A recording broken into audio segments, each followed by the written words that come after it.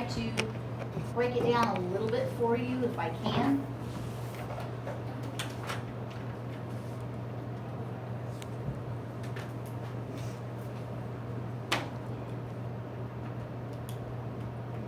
All right, mature cell or chronic lymphocytic neoplasms. These were very structurally changed or very significantly reorganized when we went to the WHO. A lot of, I gotta stop saying okay. You gotta stop me on that one. We've got mature B cell and plasma cell neoplasms, mature T and natural killer cell lymphomas, Hodgkin's lymphoma, and heterogeneous neoplasms. Heterogeneous neoplasms is kind of like it doesn't fit anywhere else. Okay, sort of like not otherwise specified.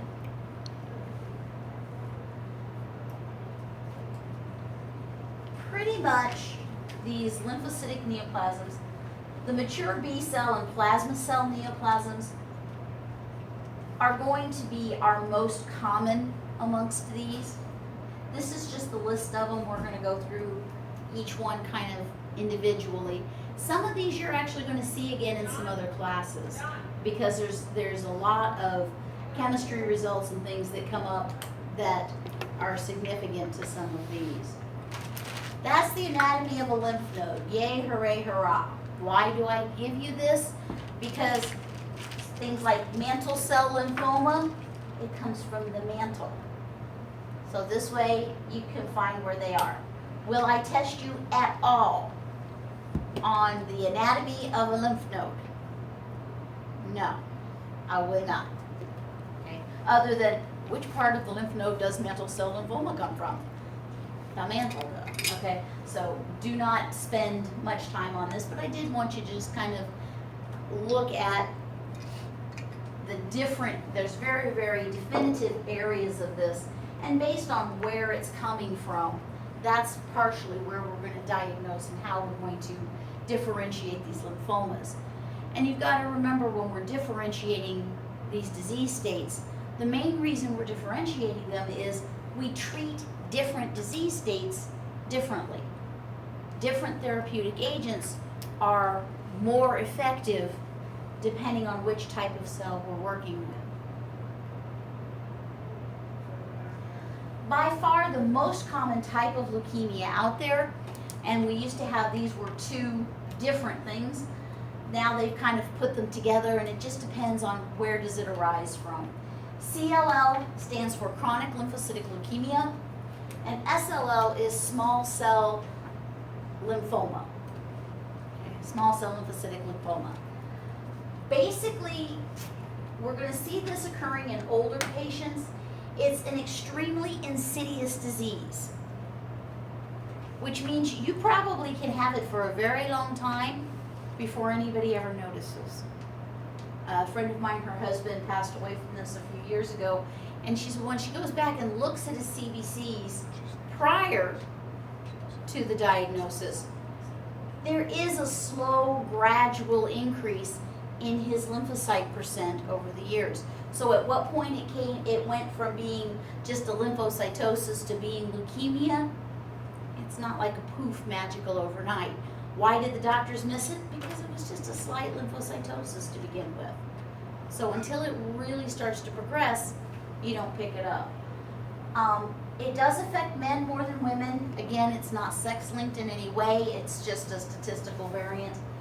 The clinical course is variable. Some people live with this for many, many, many, many years. Other people, it has a more sudden onset and they fade away and die a lot quicker. We see weakness, fatigue, and weight loss.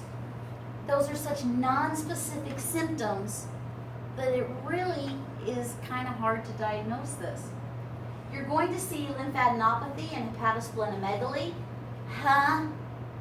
What's a lymphadenopathy? The liver and spleen is the hepatosplenomegaly. What was the large lymph nodes? And it may not be cervical lymph nodes. It could be under the arm. It could be in the groin. Those are any place that they come to the surface, behind the knee. You know, any place that it would be more easy to feel. We're going to see large number of lymphocytes. They will eventually infiltrate the tissues. This is one that if you put it under your microscope, you should be able to look at it and go, CLL. You shouldn't even have to think about it. What do I see? I see these very homogeneous. They're clonal.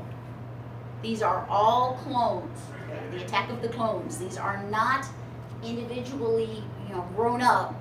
These are just simply cloned cells. The other thing that is very characteristic of CLL are smudge cells. So what you're going to have is a severe, yes? How would you just whenever we're looking there, you call it the smudge, but we would think what would look like that, oh, that's just staining, or just a clear difference, or? We're going to start, what it is you're going to see a lot of them. You're not just going to see the one or two or a few. You're going to see tons of them. And they're going to be accompanied by large numbers of monoclonal lymphocytes. So it's the combination of the two, Gotcha. not one or the other. Yes?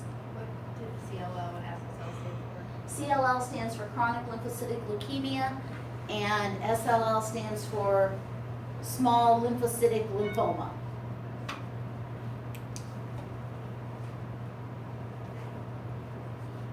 But this is very, very characterized.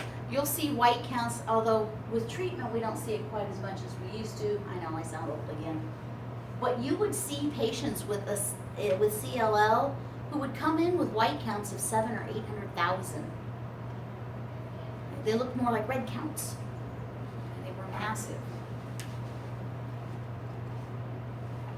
We're going to see many small monomorphic lymphocytes. In other words, they're all going to look the same. And they usually look fairly normal.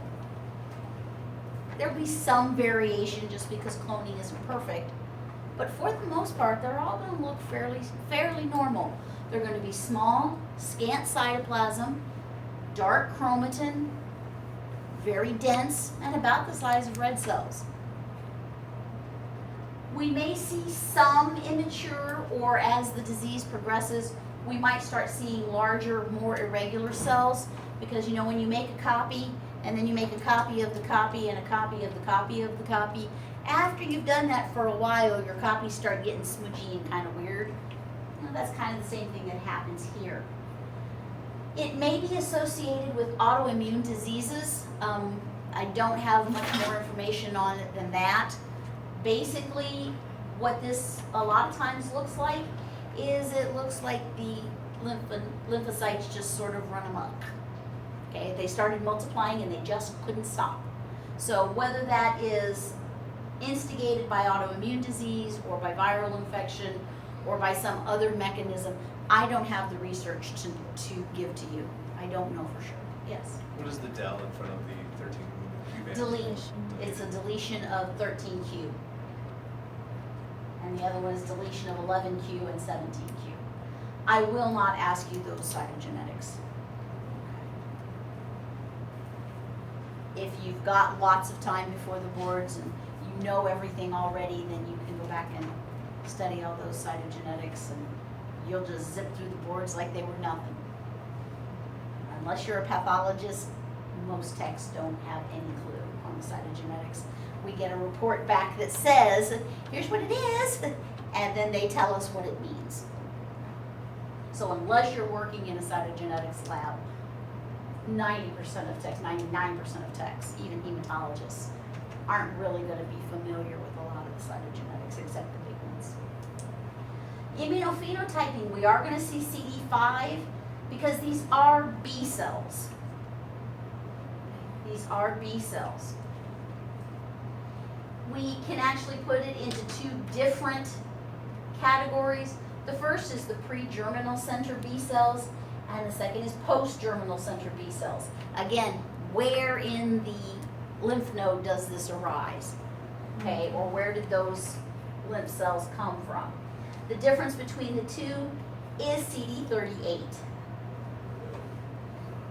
So when I'm differentiating pre-germinal and post-germinal, the CD marker that's going to tell me the difference between the two is CD38. And since I said it 3 times, it means it could be on the test. We have subtypes of CLL. It does have some significance when we're talking about survival rates. B cell, less than 10% are pro-lymphocytes, highly uniform small lymphs. This is the most common one we see. And like I said, honestly, when you've been in the field for a while, you're gonna throw that under the microscope and you're gonna go, it's CLL. Even the most inexperienced techs throw it under the microscope and go, oh, I should know this one.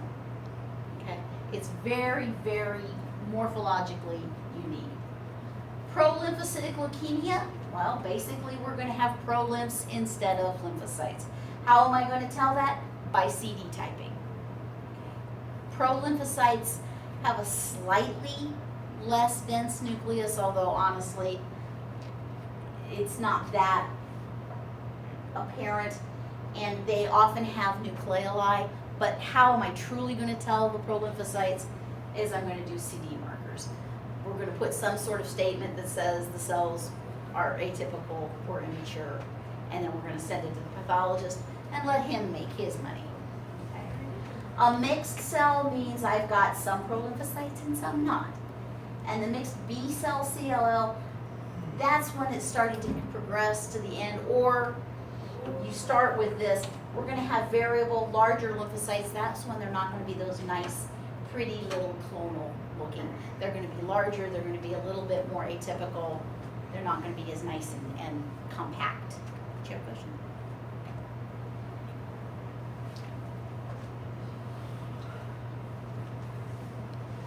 And I do believe, let's see, and we can get through this one. Splenic marginal zone lymphoma, what do you need to know about it? Pretty much that it comes from the marginal zone of the spleen, or of the, the spleen. We're going to see splenomegaly with minimal lymphadenopathy. In other words, this is pretty much arising just in the spleen. We're going to see moderate circulating lymphoma cells. They're going to look fairly normal, so they're not. Again, how am I going to differentiate them from the others? Immunophenotyping. These are CD5 negative.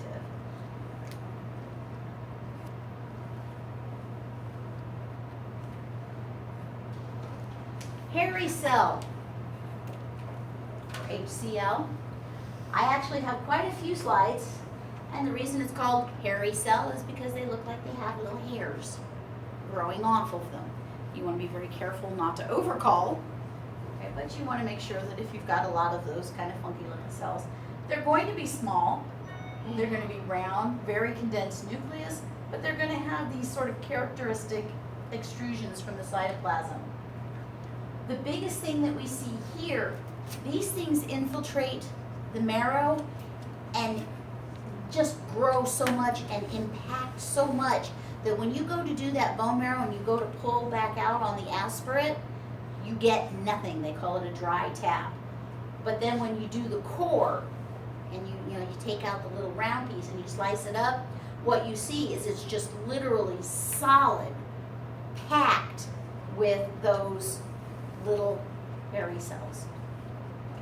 You can't pull out simply because they've just overtaken the marrow space so much. The biggest thing that you want to remember for this one is tartrate-resistant acid phosphatase, or TRAP. Now, you can either do a TRAP stain or you can do TRAP, I think, by immunophenotyping. But the way that this one goes, that you remember this one, is you have to trap the hairy beast. So TRAP is associated with hairy cell.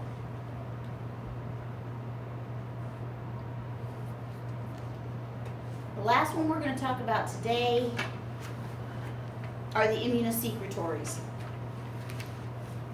We aren't going to talk a ton about these in here. We'll discuss them somewhat. You're going to talk more about these also in chemistry. This is one you're definitely going to see again. What do B cells do? What's their job? What's their function? What is it? I think you were right. Help with infection. Part of it's CNS, yeah. Infection. Infection, but what do they secrete? What do they make? Antibodies. Antibodies. So what you have here, both in our multiple myeloma and in Waldenstrom's macroglobulinemia, what we have here is we have cells that are secreting antibodies to nothing. They're just secreting. Somebody says, make antibodies, and they said, okay, and they just keep going at it. The problem is that you wind up with way more antibodies than you need. So what happens is you wind up with what we call paraproteins in your serum. They secrete monoclonal antibodies. You remember we talked about those when we were talking about immunophenotyping, and we talked about making those in a vat, right? We were wanting to create those by taking and making these cancerous secretory cells. Well, what happens with these is they multiply by themselves in your body, and they put out large amounts of protein, large amounts of IgG and large amounts of IgM. They're going to be subclassified by their clinical syndrome.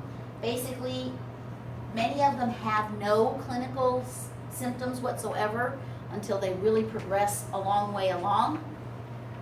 Some of them we're going to see a low paraprotein, we're going to see an increase in our immunoglobulin level, but not a huge one. And then we're going to see a plasma cell syndrome where we have monoclonal gammopathy of uncertain significance. MOGUS, I don't know why they call it that. But this is basically subclinical. You don't really have anything going on. We don't see much immunoglobulin increase. We don't see increased plasma cells in the bone marrow. The next one is plasma cell myeloma, also known as multiple myeloma. And in fact, as you'll probably hear it called multiple myeloma more often. We're going to start to see an increase in our immunoglobulin fraction within our proteins. And Barb will go over that a lot with you when you get into chemistry. We're also going to see kappa and lambda light chains, which are two of those side chains off of the immunoglobulin, and we usually are going to find those in a 24-hour urine collection. We do this by electrophoresis, and again, I'm going to let Barb have all the fun with that. We see an increase in calcium. We're going to see renal failure, anemia, primarily because this is our bone marrow. Instead of having nice normal bone marrow cells, we have these plasma cells. And if you remember, we talked about plasma cells. They have that windswept appearance where we have an eccentric nucleus and we have a clearing next to the nucleus. This is what's known as a Mott cell.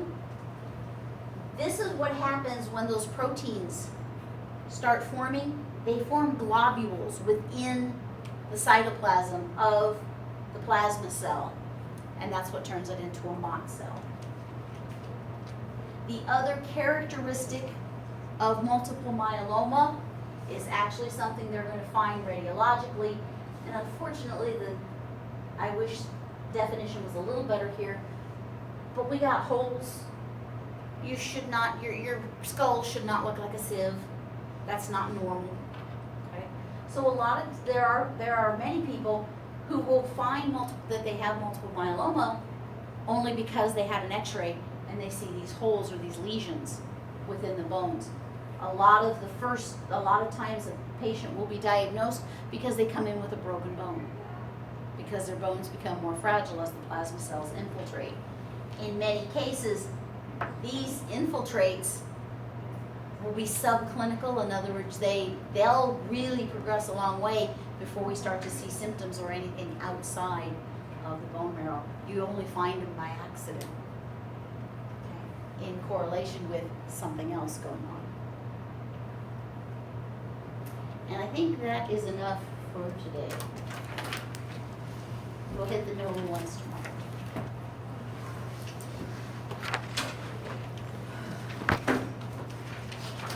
We are going to do SED rates today.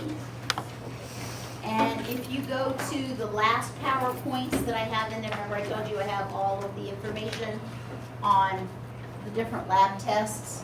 I have them in those last couple PowerPoints just so that you don't have to take notes in lab. Doctors do love them some sed rates. It is one of the most useless tests you face here. Doctors who will not do anything to get what they want will jump through hoops, beg, plead, and kiss your feet to get their blasted sed rates. We have tried to get rid of them probably 5 different times. All they tell you is the difference between an inflammatory disease and a non-inflammatory disease. They are absolutely non-specific. What we're going to do, and I've got the kids in there, these are overwhelmingly difficult. You're going to take the blood, you're going to fill it to the line, you're going to mix it up, and you're going to stick the pipette in, and then you're going to let it sit there for an hour. And then you're going to go back and see how far down the red cell column has fallen. Now I've got your bloods that are a couple days old, so we ought to have some good ones. They ought to fall pretty good for us. The list of things that can affect a sed rate is, I believe, 3 PowerPoint slides long. If you set it up and it's too cold, if it's too hot, if it's sitting on a table that's not perfectly steady, if it's not perfectly level, if the blood's too old, if the blood's too fresh, if the blood didn't get mixed properly, if the red cells are not the correct shape, if the red cells are not the correct size.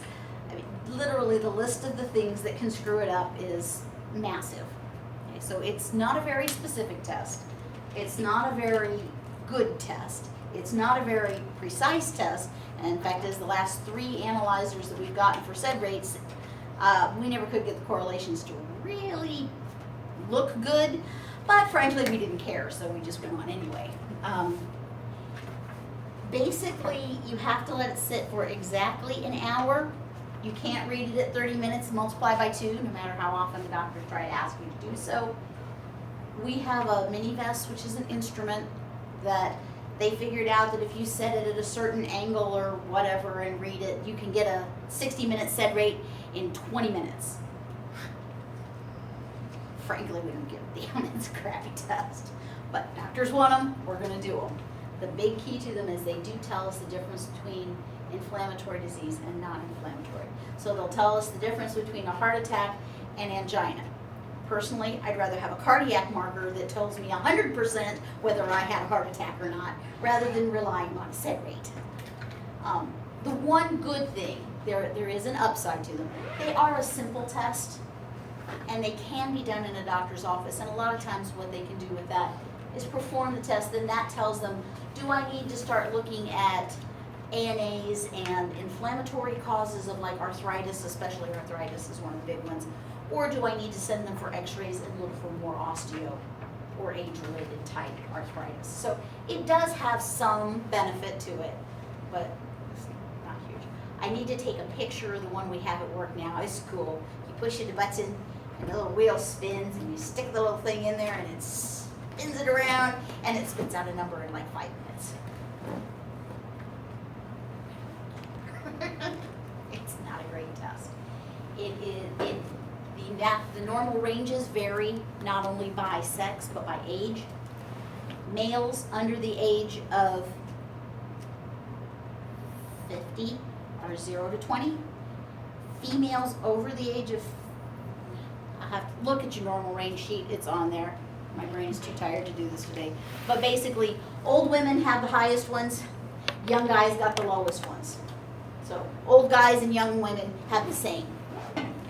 You will need to know the normal ranges for the next test. Okay. You will need to know the sources of error for the next test. Again, look on the PowerPoint, they're all listed. Look in the procedure, they're all listed in there. So I'm going to show you how to use the mini vest today.